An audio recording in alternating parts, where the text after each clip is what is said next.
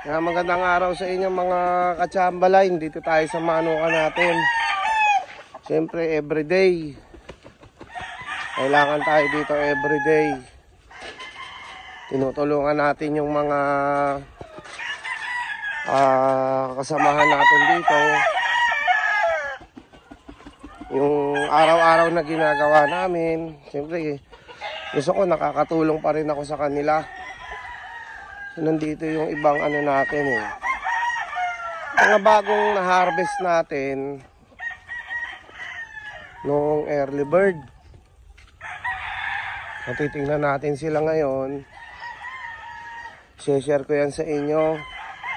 Medyo mainit. So, try natin na palabasin sila dun sa mga rubber tipis nila. O, ito yung gray natin. Unahin na natin siya dahil siya yung lumabas dun sa silungan niya.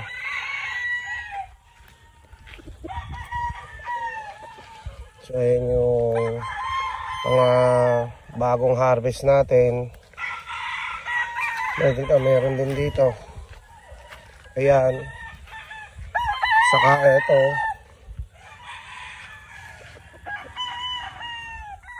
Tapos meron din dito straight comb na gray.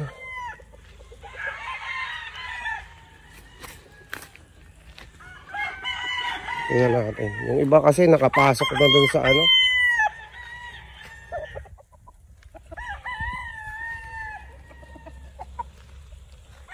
Hanap pa tayo. Try mo nga itong palabasin. Ayan. So ayan. Hanap pa tayo gawin dito. Halos lahat po yan may mga laman yan. Medyo maano na yung araw. Mainit na.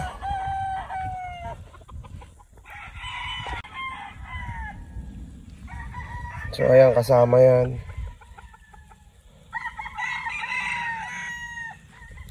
Dito tayo sa mga nandito sa ilalim ng puno.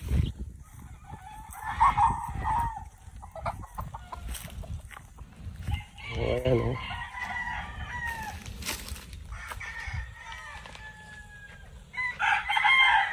Dito nilagay yung mga talisain. Sa ilalim ng puno.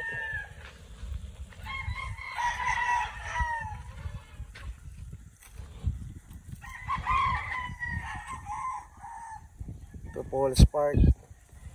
Yan yung gray natin dito.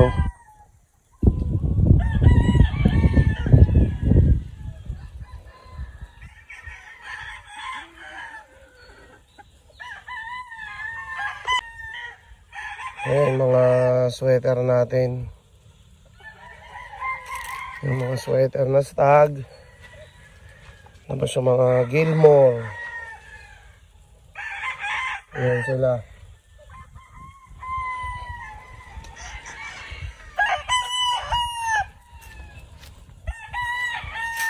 Meron din dito.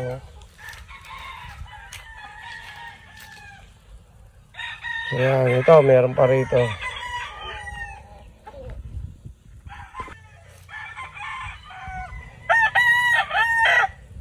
Ito naman yung radio natin. Pogi.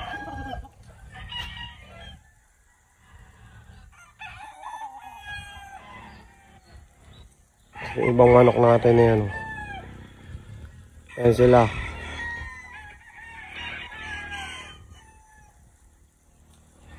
Yung iba nakasilong na, mainit.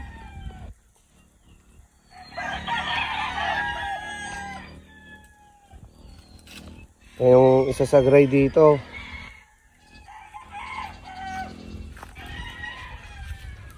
Yan, gray din.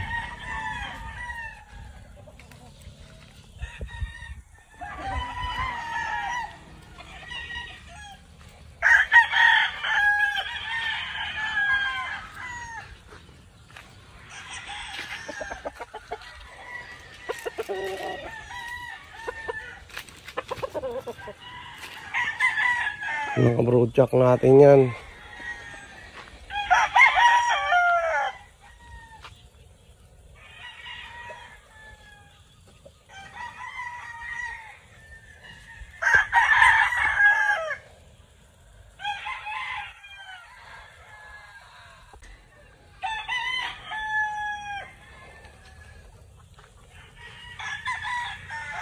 Ito yung golden boy natin, lugon. So wala na siyang buntot.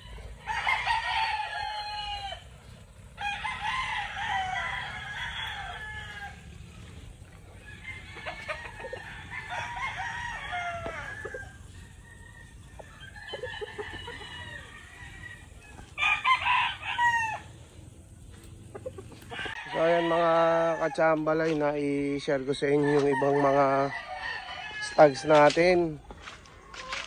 Hindi natin makakita iba kasi medyo mainit na.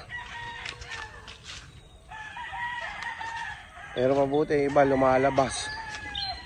Tapos pinakita ko sa inyo yung ibang mga manok natin.